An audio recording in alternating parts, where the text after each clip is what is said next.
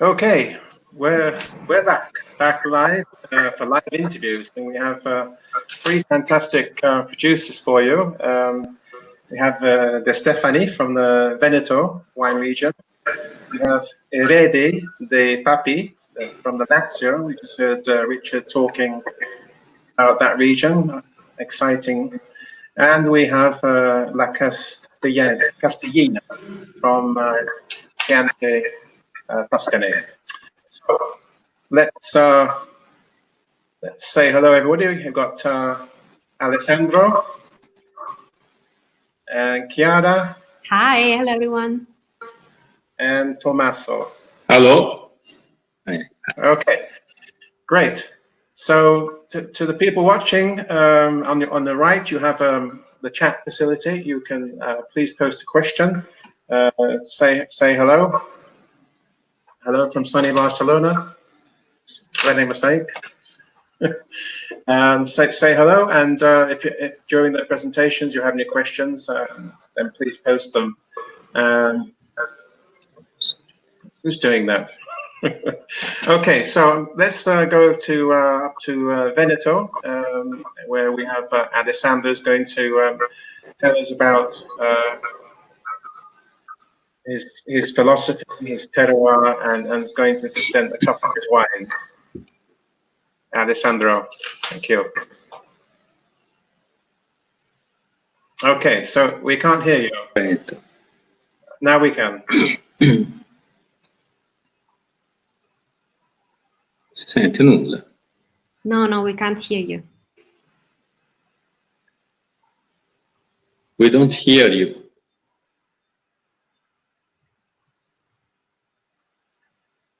Okay, I'll tell you what we'll do then. We're going to start with Chiara.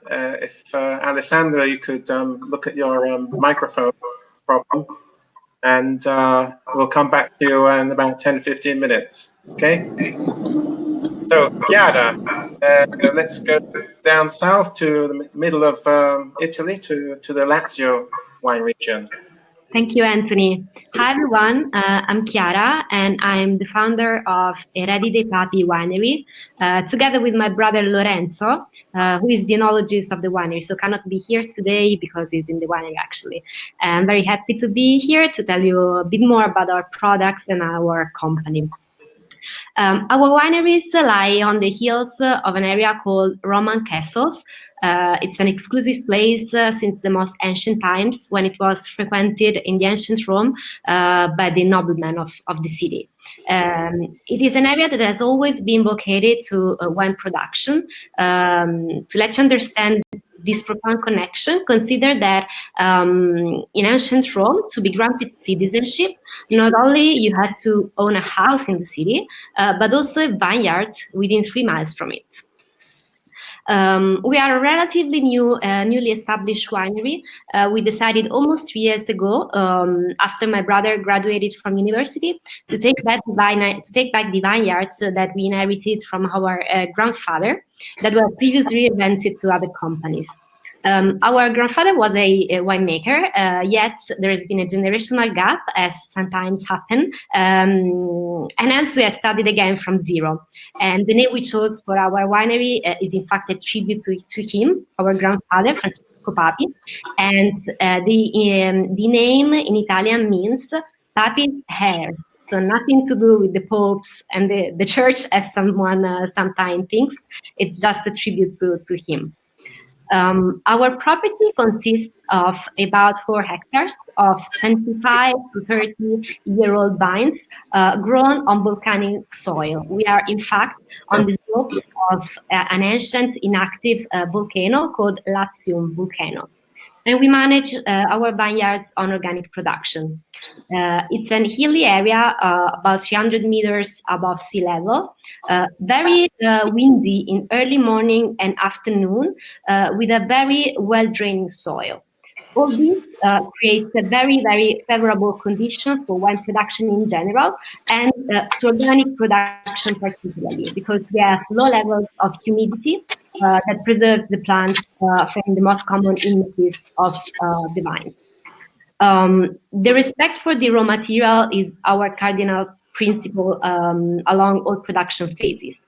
In the vineyards, all the work is done exclusively by hand, whereas in the winery, the wine is maneuvered the least so as to preserve and exalt varietal typicalities and the territorial identity of our unique terroir of Roman countryside.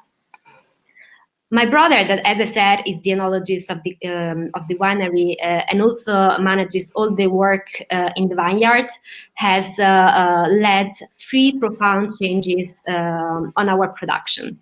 So the first has been to move away from spurred cordon pruning and shift to guillot pruning. I'm not going too much into technicalities for this. Basically, the decision was linked to the fact that the varieties we have grow in a much more balanced way with guillot pruning rather than cordon pruning. The second was to manage the, as I said, organic production. We are now completing the third and last year of the conversion period.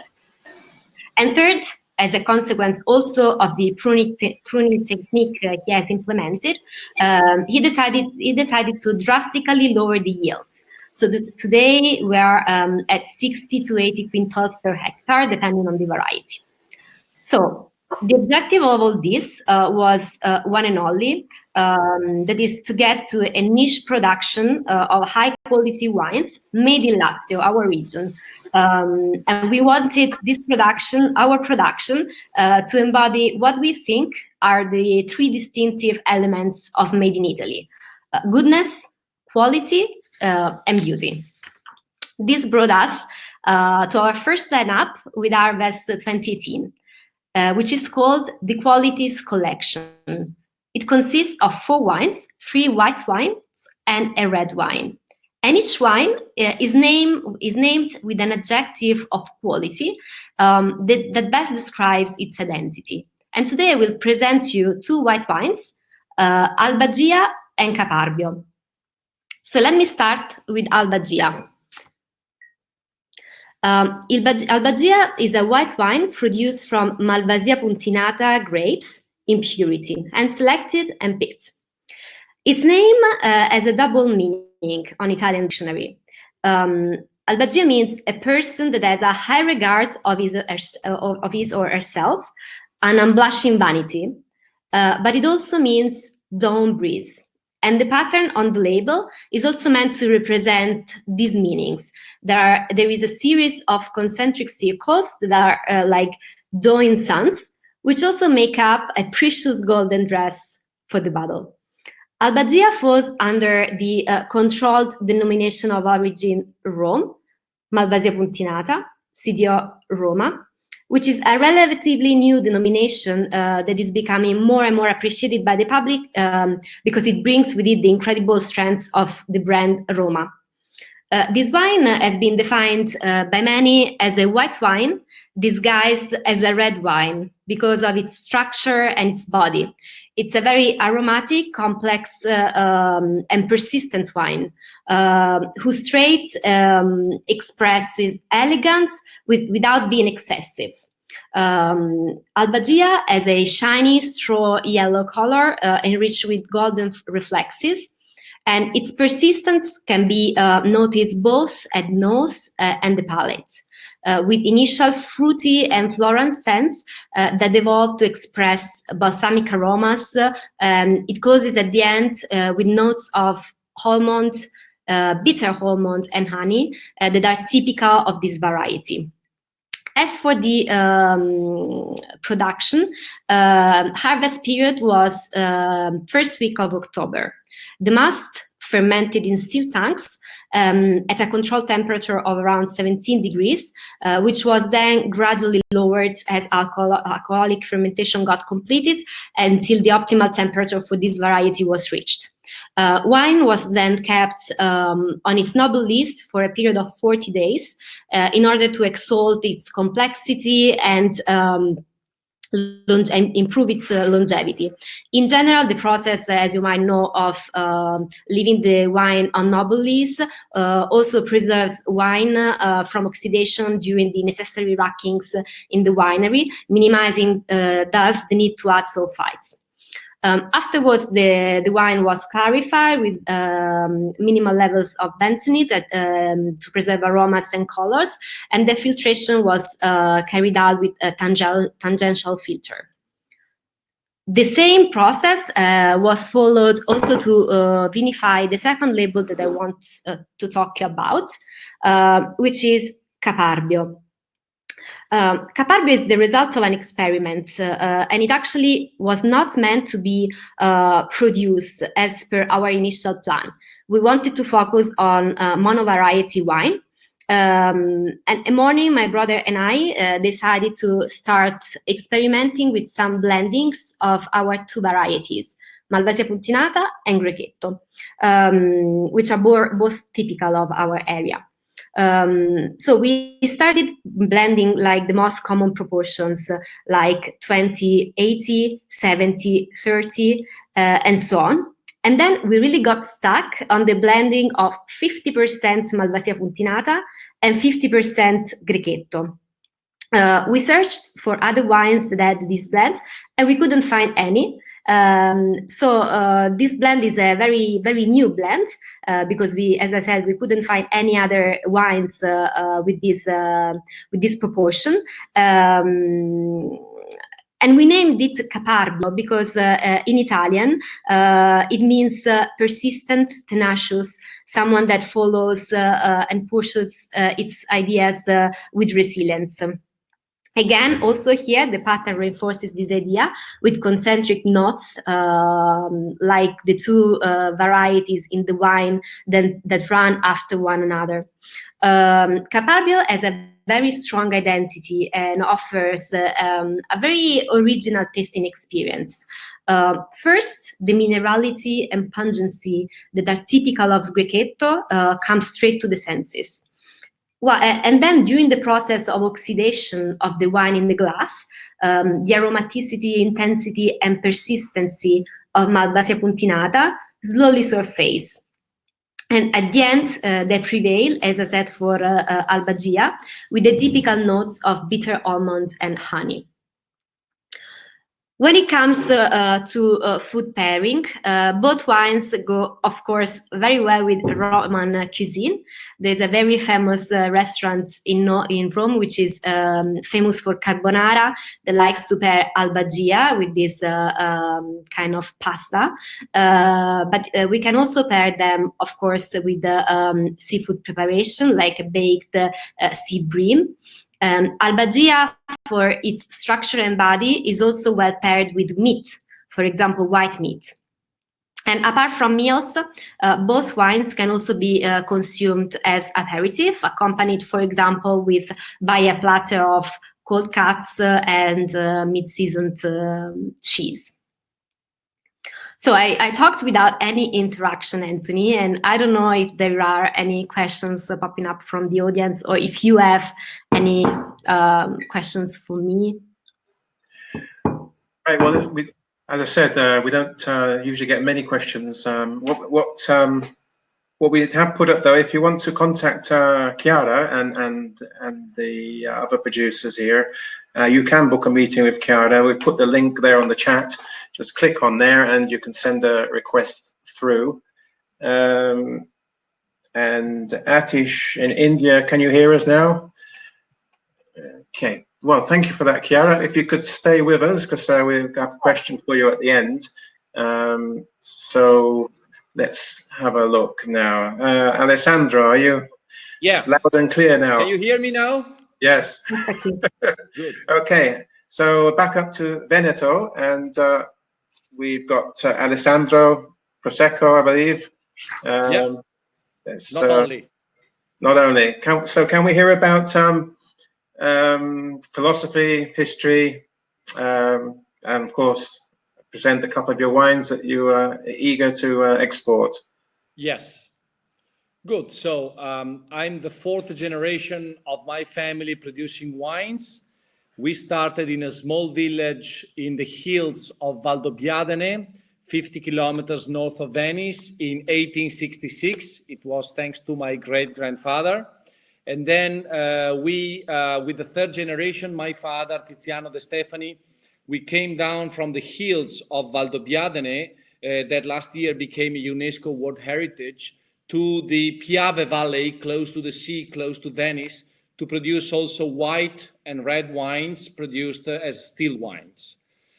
So we have this double reality in the hills of Valdobbiadene for the sparkling wines, Prosecco, in the Piave Valley for the white and red still wines. And then last year also we started working in Valpolicella in a wonderful estate in the hills just 10 kilometers north of Verona. And we also produce a line of wine from Valpolicella, an Amarone and a Ripasso. And later I will show you the Amarone. So we work with very specific vineyards, very high density, almost 10,000 vines per hectare, very Bordeaux style, because the vineyard you can see at the back of me is with 10,000 vines per hectare, very similar to Pomerol in Bordeaux, same kind of soil, it's clay, close to the river. We are with the Piave River, Pomerol is with the Dordogne River. They have the Atlantic Ocean, we have the Mediterranean Sea, and same latitude, 45.5 parallel. So it's very similar terroir. And here we grow white and red grapes. All the management of the vineyard is done organically. We don't use pesticides, we don't use chemical fertilizers, we don't use insecticides, and everything is done with no manipulations in order to keep the quality and especially the character of each wine in the same way as it was in the past. And the vines are 40 years old. We work with very old vines in order to have a thick trunk, deep roots down in the soil to get more elements, more minerals from the soil, to make more complex and more and wines which are more linked with the territory. We also do the whole vinification process without adding sulfites. So 0 sulfites added for the whole process. We do only a small addition in some wines before bottling. So the final level is extremely low. We work with our own indigenous yeasts. So we do not buy commercial yeasts, but we have created, after 6 years of research and development, 2 strains of yeasts. And with these yeasts, we do the fermentation of all our wines. The mother of the yeasts is kept at minus 80 degrees. So before the harvest, we take it out, we multiply it, we create the yeasts we need for the fermentation, and then the mother goes back at minus 80 degrees for the next year. So in this way, we also work in a very natural and very sustainable way. We also have solar panels. We have 418 solar panels on the roof of the winery. So all the energy we need for the production is self-produced. And in the night, we have a total shutdown of all the engines in the winery. So we have 0 consumption when the sun is not there. And when the sun is there, we produce the energy and we use it immediately, not to buy energy from the public system in any way. I also studied winemaking in Conegliano. I graduated in 1992, and I'm the 4th generation, the 5th generation. My kids are also ready to join us. My eldest one is starting next year also the same wine school. So there will be 3 generations in the same wine school in Conegliano, which is actually the oldest of Italy and one of the most famous of Italy. Some history also about our winery. In our winery, Ernest Hemingway, the American writer, he was here in 1918 during First World War. He was a volunteer of the American Red Cross. And in the night of the 8th July 1918, he was badly injured at his knee by a bomb that exploded in front of him by the river Piave, which is 1 kilometer from the winery. At that night, he was brought into our winery, where I'm now, to receive the first treatment. He was suffering a lot, he was bleeding a lot, and he was actually dying. But then he drank a lot of our De Stefani wines and recovered immediately. So we have healing wines. This is just some history for you to know. I would like to present you today 2 wines, 2 particular wines. But not to say that we are very close to Venice. Here we had the Venetian influence in the past, the city of Venice here. It's only half an hour. And you know that the first vineyards in Italy were planted in this area. We are talking about hundreds of years ago. And then thanks to the Venetian, they started the specialization of the vineyards. So to have in a piece of land only grapes and specialized in winemaking and production of wines. Today I'm presenting you two wines. The first one is a Prosecco. It's made in Valdobbiadene, as you can see in the label. It's Valdobbiadene DOCG, UNESCO World Heritage Site. It's Prosecco Superiore, because Superiore means it comes from this DOCG area in the hills of Valdobbiadene Conegliano. And this is called also Rive di Refrontolo. Refrontolo is the name of the village where we produce this wine and where my family comes from. And Rive means the slope. It's a hillside vineyard. And actually all the Valdobbiadene Conegliano area is divided into different crews. Each crew is called Rive. So in this case, we are talking about Rive di Refrontolo, which means crew of Refrontolo. But in other cases, it's a different crew. This also is Brut Nature, so there is no residual sugar in the wine. So the wine, is made with the Italian way, with the tank fermentation. We have the first fermentation in September. Then when the wine is ready, we have the basic wine. We put it in tank. We add sugar. We add our own yeasts. And we have a single fermentation at that point directly to sparkling wine, but all the way through consuming all the residual sugar, so we don't have residual sugar in the wine, but it's totally Brut Nature. So in this case, the wine is extremely elegant. There is no the bias of the sugar, so it's very acidic, strong minerality, also because the soil where we grow these grapes is clay and minerals. So in this case, it's extremely complex. It's a Prosecco that you can also age for some years, obviously not for 20 years like a red wine, but you can enjoy it after, even after 2, 3, or 4 years. It's very elegant, very fine. Apple and pear aroma are the descriptors of this Prosecco Superiore from Valdobbiadene. Obviously, we also have a complete line of Proseccos. We produce Brut, we produce Extra Dry, we produce Prosecco Col Fondo, which is re-fermented naturally in bottle, and we sell it on the lees, so with the yeast in the bottle, with the crown cap here as the tradition. And then we also have a line of white wines. We have Grand Cru, blend of Tokai Friulano and Sauvignon Blanc. We have Pinot Grigio. We have Chardonnay, so different types of grapes. But then in the red wines, we have some typical grapes from the Venice area. We are talking about Raboso, we are talking about Marzemino, we are talking about Refosco, which are local grapes. We also have international grapes that are here in this area since 250 years, Merlot and Cabernet Sauvignon. But today, I'm just showing you the label of one of the other wines. This is a Jeroboam of our Grand Cru Creda, which is a Refosco that we do with appassimento, we dry the grapes. But today I wanted to present you a new wine we produce. It's Amarone. We make it in Valpolicella in a wonderful hillside estate. This is the picture of the estate. As you can see, it's at the top of a hill. It's 12-hectare estate where we grow the grapes of this Amarone, which are Corvina, Molinara, Croatina. And obviously, it's very rich in chalk and very calcareous soil. We harvest the grapes at the end of September. And we dry all these grapes for 3 months, in the appassimento typical process of producing Amarone.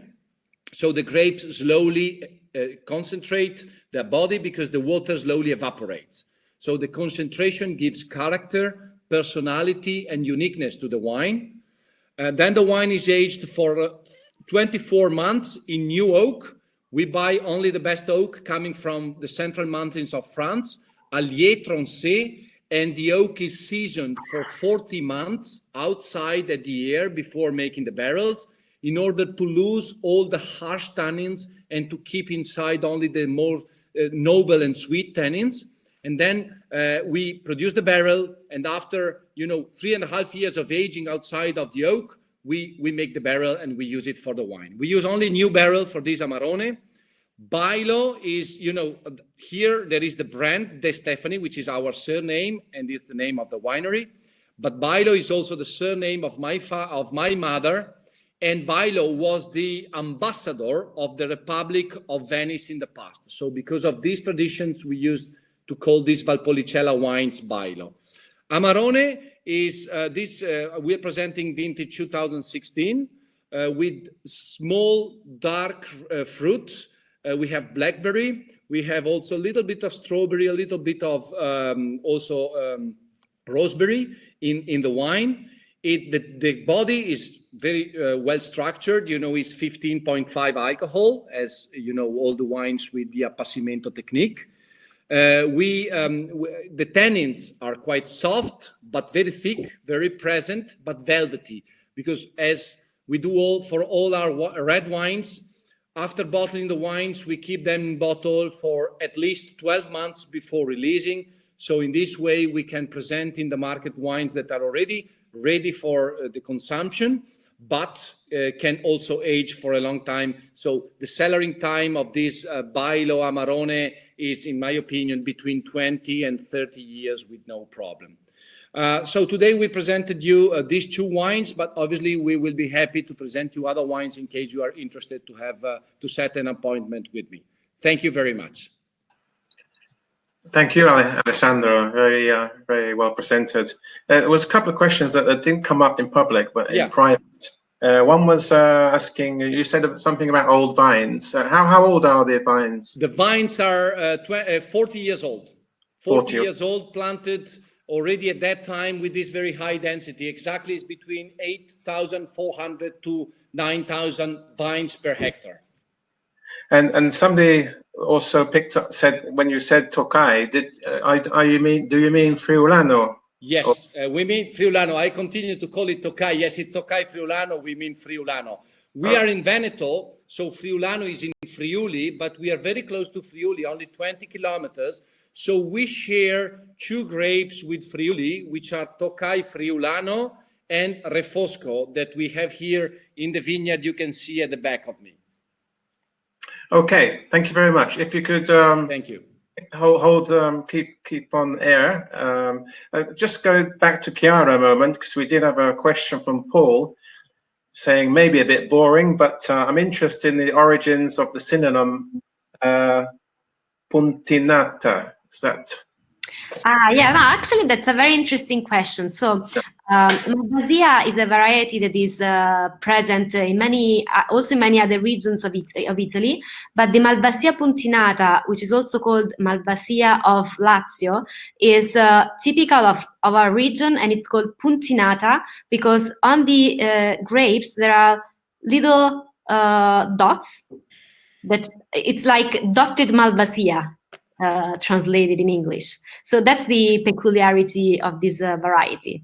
All the little dots around the grapes. Right. Okay. So let's go down to Tommaso. Tommaso, I might have switched your microphone off. If you just check it's on. Tommaso. If you need to put your microphone on at the top there. Okay, can you hear me now? Sorry, we switched you off because there was some interference. Yes, we can hear you good, yeah. Okay, so I am Tommaso Boiola from La Castellina, producer of La Castellina, and he is Cosimo, my son, who is helping me now, and he just graduated and is taking big part in the farm. So the La Castellina is a quite old farm, but is on a very, very old properties of Squarcialupi family. And in fact, all the land is around the village of Castellina. Castellina in Chianti is a medieval village, which is part of a historical area of Chianti, but now is producing Chianti Classico, Gallo Nero.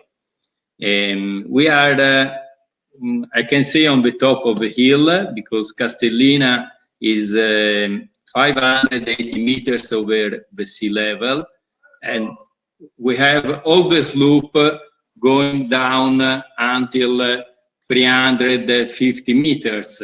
So in our farm is changing also the characteristic and the conditions of the soil and of the climate. At the beginning, in the higher part of Castellina, we have especially very, very rocky, stony ground with alberese, which is a hard rock, and then a part of clay, medium clay, I can say, the land. And going down, the rocks is changing in galestro, which is a kind of rock also that is very interesting, very nice to have high quality wine. We don't produce only Chianti Classico, but we have also some vineyard in Maremma area, a little more south than Brunello area, where we produce some Maremma Toscana wines. This vineyards is also in a very nice position on a hill, southwest exposition, and high density plantation is about 8,000 plants for 1 hectare. Our historical center is the Palazzo Squarcialupi, that was owned to the old family, the Squarcialupi, and now we are inside of the palace in an area where we have the restaurant. In the Palazzo Squarcialupi, we have the aging cellar, the hotel at the up floor, and the restaurant where we are now, and also the direct sale. So we have some apartments of agriturismo quite close around here. So our farm is all integrated in a reality where we can give production of wine and olive oil and hospitality for the hotel and the apartments, and also where we can eat and drink our wines. The production is especially in Castellina, is especially Sangiovese. We produce 2 different lines of Chianti Classico, one which is just with traditional grape, Sangiovese, and some Colorino, and another line where we use, together with Sangiovese, some varieties that are Cabernet and Merlot. We start to produce organic grape from 2009, and now we started also to be organic in the wine cellars, so that we can produce also organic Chianti Classico. Now I leave the word to Cosimo, who is doing very well and doing experiment some different wines also in the cellar. Hi, I'm Cosimo.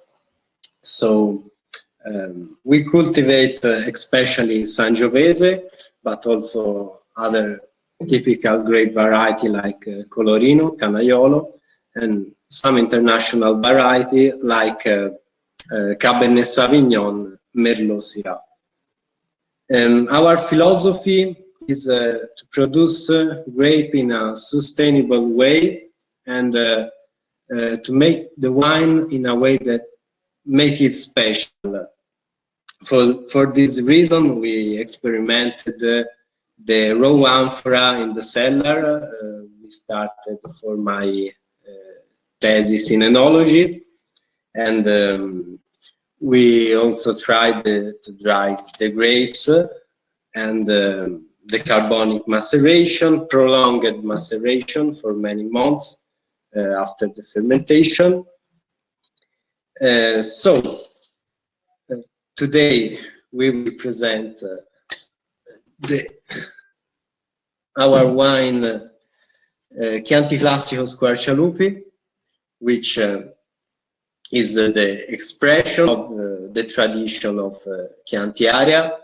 Is Sangiovese with 5% of Colorino, a great variety used to give more color to the wine in the zone, and is a structured red wine, but also fresh, also easy to drink.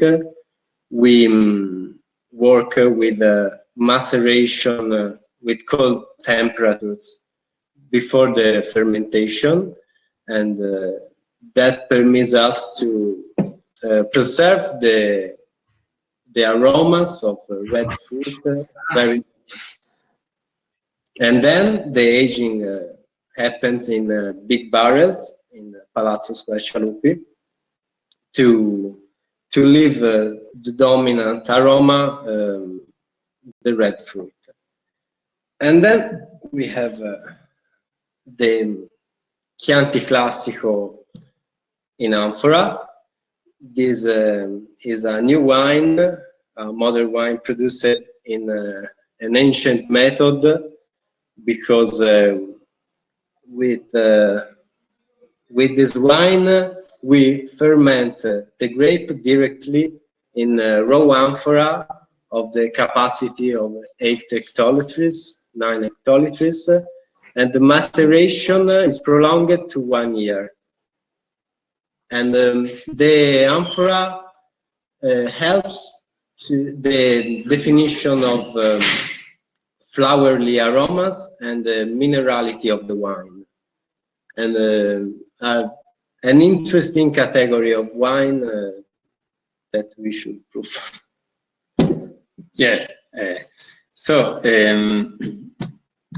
we produce, of course, also several other wines, but we cannot present here, but we produce also the IGT. For example, for the Merlot, we are producing a kind of Super Tuscan, which is very interesting because we try first the grape and we get finally a wine with really much intensity, and is something that is very, very nice, very interesting.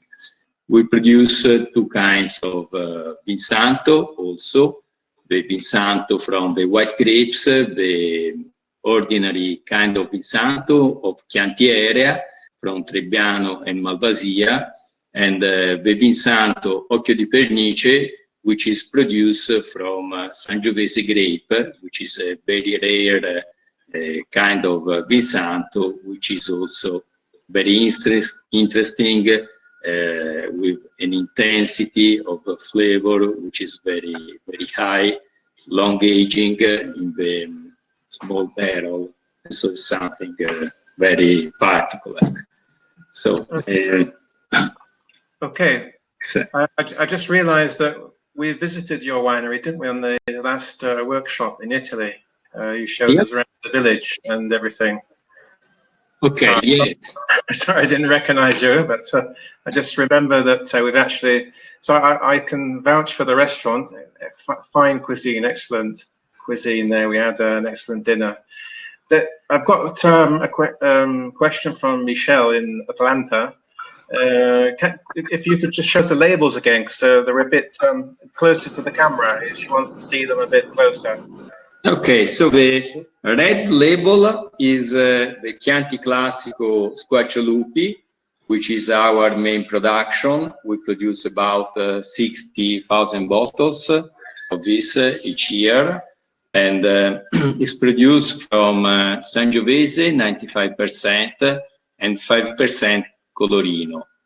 The aging is in big cellar, in the big barrel. Big barrel from 50 to 25 hectoliters of capacity. Yeah. It's a wine with a very nice structure and with nice softness, also because after the fermentation we do a long maceration. Yes, helps wine to have really a nice softness and really good body, because it's very, very rich in polyphenol content. I think she just wants to see the labels up close. So we have just the label, yeah. Can you see? It's a bit shiny, but more or less. And the other one, a bit closer, second bottle. The second bottle is maybe it's the light, but you can see. And this is Sangiovese 100%. And I was saying Cosimo, my son, this is produced in amphora, and is a very, very new way to produce it. And it stayed together with the skin for almost 1 year. And it's a wine that is very different in characteristics in front of normal, of the other Chianti Classico, has this really interesting minerality that is coming also from the container, but is giving like an exaltation of the characteristic of the grape. You can feel really the Sangiovese in all his essence, and you have to use the best Sangiovese, because the skin of the grape to stay 1 year with the wine in contact has to be really good, really healthy, and really in good conditions. So, and this is something easy to drink, because with staying 1 year in the amphora, is getting like a micro-oxygenation for a very long period, and this give softness to the wine and minerality and facility to drink. Okay, I would say if people can't see the labels too clearly, of course, contact Tommaso through the website. They'll put the link there on the chat for you. So Michel, if it's still not clear, I'm sure they would be able to send you images of the wines so that you can, and all of the wines so you can see them clearly. So with one final question, which export markets are you particularly interested in contacting? Okay, I will be interested in the United States for the organic line that I'm not selling right now in the States. For all the other wine, anyway, I have no exclusivity, and I'd like to develop the Europe market, like the Asian market, especially. In fact, how you were saying, we are in the center of the village, and before we were selling especially directly here, because Castellina is a touristic area, and so we were selling especially directly. Then, with time, the farm is grown from 10 hectares of vineyards until 40 hectares now, and of course we are looking much for exporting. So we are open to almost all the market, because really before we were just located here in Castellina. Okay, let's go back up to Alessandro. We have a question for you from RT. Let me see if I can find it. Yes, he's asking, what is your level of production for your sparkling and still wines? Oh, if you put your mic on. Can you hear me? Yes, yes. Good. So in total, we produce 400,000 bottles. Half of it is sparkling wine and half is still wine. So 200,000 bottles each. Okay. And so same question, which export markets are you particularly interested in being contacted by? We are interested in the whole world. So we are interested in all the markets. We have some labels which are present, some labels or some brands which are not present. So we are basically interested in all the markets who are interested in our wines, that are interested in us. Okay, and the same question for Chiara. Which markets are you particularly interested in receiving inquiries from? I'll give you the same answer. So as we are a newly established winery, we are looking for collaborations and partnerships to basically expand abroad. Of course, compatibly with our production level, because differently from the other two colleagues, we are a very niche winery. We have 4 hectares, so our production level, depending, of course, on the harvest of the year, spans between 20,000 and 35,000 bottles in total. Okay, and I have a comment from Toshiko. I believe it's in New York. Japanese restaurants. It says, thank you, and I can feel the philosophy of each winery. So that's good news. Let's hope make some contact. Now, for those of you watching, we do have a PDF with all 3 producers. I'm going to share that now. Here we go. If you look on your chat, there's a red light come up on files. If you click on there, you can download a PDF, and the 3 producers in the program, the Stephanie, Heredia de Papi, and La Castellina, pronunciation right, are there. It's the same information on the website. You can contact them and request a meeting and talk about possibilities of doing something together. So thank you, Chiara. We just check with some more questions for. Yeah, thank you, Chiara. Thank you, Tommaso, and thank you, Alessandro, for joining us. Thank you. I'm sure everybody is wishing we could taste the wines now, but of course that's what the whole thing is for. They'll get in touch with you if you feel that samples can be sent. Then we can taste them, or if these lockdowns stop July, then people can travel and actually come and visit again wineries and attend events. So thank you all for participating. Thank you. Thank you for having us. Bye to everybody. Goodbye. Bye-bye. Thank you. Bye. So next up, we've got at 3:30. I'll just put the link up on the chat there. If you click on there, you will be able to join the next webinar, which is native grape varieties from the Friuli, Venezia, Giulia region, close to Alessandro. And we'll see you there. So click on the link to join. You'll need to click on a link to get in, and we'll see you at 3:30, about 15 minutes time. Bye for now. Thank you. Bye. Bye.